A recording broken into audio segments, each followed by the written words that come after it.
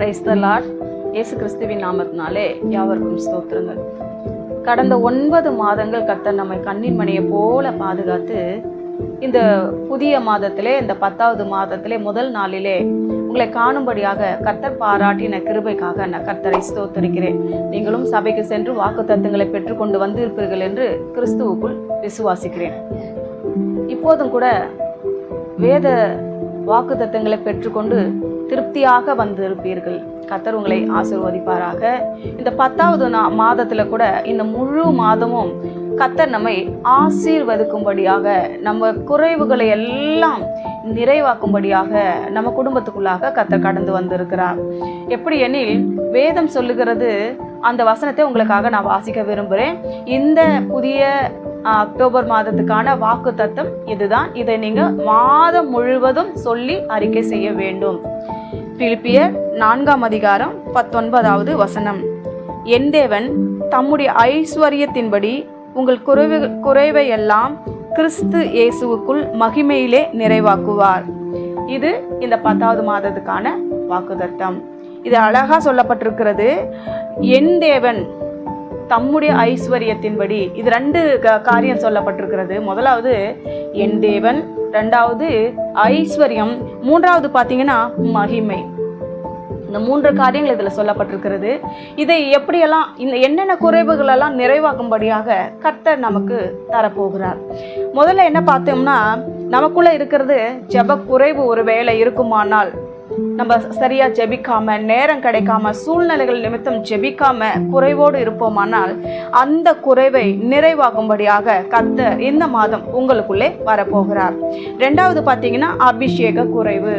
அபிஷேகத்துல நிறைய பேர் ஜெபிப்பாங்க, எப்பயோ ஒரு வாட்டி, என்னைக்கோ ஒரு வாட்டி ரொம்ப இதுவாக இருக்கும்போது தான் அந்நிய பாஷை பேசுவாங்க, அபிஷேகத்தில் நிரம்புவாங்க.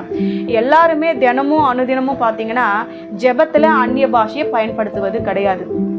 நம்ம என்ன பண்ணணும், அபிஷேக குறை உள்ளவர்களாக இருந்தோமானால் இந்த ஜெபத்தில் நம்மளால் பேச முடியாது. அதனால கர்த்தர் என்ன பண்ணுறாரு, இந்த அபிஷேக குறைவையும் நிறைவாக்கும்படியாக நமக்குள்ள வராரு. அடுத்தது பார்த்தீங்கன்னா வெறுமையான இடம். நம்ம இருதயத்தில் எங்கேயாவது ஒரு இடத்துல, அல்லது நம்ம வீட்டுக்குள்ள ஏதாவது ஒரு இடத்துல வெறுமையான இடம் இருக்கிறதா, இயேசுவுக்கு கொடுக்க முடியாத ஏதாவது ஒரு இடம் இருக்கிறதா, அந்த இடம் இயேசு வர முடியாத இடம் வச்சிருந்தீங்கன்னா அந்த இடம் வெறுமையா இருக்கும். அந்த இடம் எப்படி இருக்கும்னா, கர்த்தர் வர முடியலன்னா அது ஆசீர்வாதமா இருக்காது, அங்க குறைவு காணப்படும். எனவே வெறுமையான இடத்தை கர்த்தர் நிரப்பும்படியாக நமக்குள்ளே கடந்து வரப்போகிறார். இந்த 3 விஷயங்கள் முதலாவது நம்ம தெரிந்து கொள்ளணும். நம்ம வந்து கிறிஸ்துவுக்குள் இருக்கிறோம். 2வது கிறிஸ்து நமக்குள் இருக்கிறார். அதை நம்ம வந்து உறுதி செய்து கொண்டுமானால், வெறுமையான பாண்டமாகிய நமக்குள் கிறிஸ்து வந்துவிட்டால் அது நிறைவான பாண்டமாய் மாறிவிடுகிறது. அப்போ கிறிஸ்து நமக்குள் வந்துவிட்டால் நமக்குள்ள இருக்கிற எந்த குறையுமே எப்படி இருக்காது, குறைவா இருக்காது.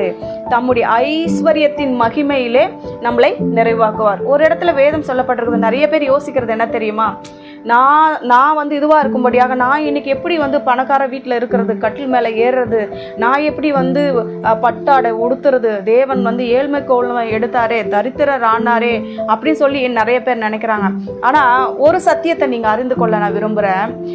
தேவன் நாம பரிபூரணம் அடையும்படி, நம்ம ஐஸ்வர்ய சம்பன்னர் ஆகும்படி தான், நமக்காக நாம பணக்காரராக மாறணும்னா அவர் ஏழை கோலத்தை எடுத்து வந்தார்னு வேதம் சொல்லுகிறது. நம்மளோட நிறைவாக்கும்படியாக தான் குறைவை அவர் எடுத்துக்கொண்டார். அந்த குறைவில் அவர் வந்தார். அதை நம்ம முழுவதுமாக புரிந்து கொண்டோமானால் நம்ம வந்து என்ன பண்ணுவோம், தேவனிடத்துக்கு விட்டு கொடுப்போம். இப்போ கிறிஸ்து வெறுமையான இடமும் சரி, அபிஷேக குறைவும் சரி, ஜப குறைவும் சரி, எல்லாவற்றையும் நீக்கிவிட்டு நமக்குள்ள வந்து விட்டார். இப்போ என்ன நடக்குதுன்னா, அவர் நமக்குள் இருக்கிறபடினால நம்ம சிந்திக்கிறது, நம்ம யோசிக்கிறது, நம்மளுடைய தேவைகள், குடும்ப சூழ்நிலைகள், எது அழுகுறோமா சிரிக்கிறோமா சகலவற்றையும் நம்மோடு கூட சேர்ந்து அவரும் செய்கிறார். ஏன்னா நமக்குள்ள அவர் இருக்கிறார். ஏற்கனவே நான் சொல்லியிருக்கேன், என் கண் அவருடைய கண், என் கை அவருடைய கை, என்னுடைய வாய் அவருடைய வாய். அப்போ நீங்க என்ன பண்ணணும், வசனத்தை அறிக்கையிட்டு, தேவன் பிலிப்பியர் 4:19 இப்படி சொல்லியிருக்கிறார், நான் அந்த வாக்குத்தத்தத்தை அறிக்கையிட்டு சுதந்திரத்துக் கொள்வேன். இன்னொரு வசனம் உங்களுக்காக நான் வாசிக்க விரும்புகிறேன். இதே கொலேசியருக்கு எழுதின நிருபம் 1ஆம் அதிகாரம் 27வது வசனத்துல சொல்லப்பட்டிருக்கிறது, புறஜாதிகளுக்குள்ளே விளங்கிய இந்த ரகசியத்தில் உள்ள மகிமையின் ஐஸ்வர்யம் இன்னதென்று தேவன் தம்முடைய பரிசுத்தவான்களுக்கு தெரியப்படுத்த சித்தமானார். கிறிஸ்துவானவர் மகிமையின் நம்பிக்கையாக உங்களுக்குள் இருப்பதே அந்த ரகசியம். இப்போ உங்களுக்கு விளங்குதா? அந்த ரகசியம் என்னது? மகிமையின் ஐஸ்வர்யம் என்னது? கிறிஸ்து தான் அந்த மகிமையின் ஐஸ்வர்யம். அவர் தான் ஐஸ்வர்ய சம்பனர். ஆகினால அவர் என்ன பண்றாரா, அந்த ஐஸ்வர்யமே நமக்குள் வந்து விடுகிறபடினால நம்மளுடைய குறைவுகள் நிறைவாக்கப்படுகிறது. நமக்குள் அந்த வசனம் அழகா சொல்லப்பட்டிருக்கிறது. தமிழுடைய பரிசுத்தவான்களுக்கு தெரியப்படுத்த சித்தமானார். கிறிஸ்துவானவர் மகிமையின் நம்பிக்கையாக உங்களுக்குள் இருப்பதே அந்த ரகசியம் என்று தெளிவாக சொல்லப்பட்டிருக்கிறது. இதுதாங்க ஒருத்தர் ஐஸ்வர்ய சம்பனர் ஆகிறதுக்கு ஒரு முக்கியமான காரணமே, கிறிஸ்துவானவர் மகிமையின் ஐஸ்வர்ய சம்பனர் நமக்குள் இருந்தா நம்ம ஐஸ்வர்யவான்களாய் மாறுவது அதிக நிச்சயம். அதுக்கு தான் கர்த்தர் சொன்னாரு, உங்கள் குறைவுகள் எல்லாம் கிறிஸ்து இயேசுவின் மகிமையில நிறைவாக்குவார் சொல்லிட்டு. அது மகிமையின் நம்பிக்கையாக நமக்குள்ள வந்து அவர் என்ன பண்ணுவாரு, இருப்பாரு. அவர் நமக்குள்ள வந்து வருவதற்கு நம்ம இந்த எல்லா குறைகளை நீக்கி, நம்ம தடைகளை நீக்கி அவருக்கு இடம் கொடுத்து விட்டால் நம்மை குறைவுகளிலிருந்து நீக்கி ஐஸ்வர்ய சம்பனராய் மாற்றுவார்.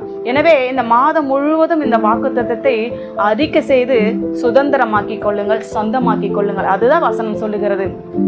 எப்போதுமே வாக்குத்தத்தத்தை ஒவ்வொரு நாளும் ஜெபத்துல இப்படி சொன்னீங்களே அப்பா, 1ஆம் தேதி இப்படி சொன்னீங்களே, அந்த வாக்குத்தத்தத்தை எனக்கு சொந்தமாக்கி ஜெபிக்கிறேன், அதன்படி செய்வீராக, செய்ததுக்காக நன்றி. இந்த ஒரு வார்த்தை தவறாம சொல்லுங்க. நிச்சயம் அந்த மாதம் முடிவதற்குள்ள உங்களுக்கு ஒரு நன்மை உங்களை வந்து சேரும். ஜெபிக்கலாமா?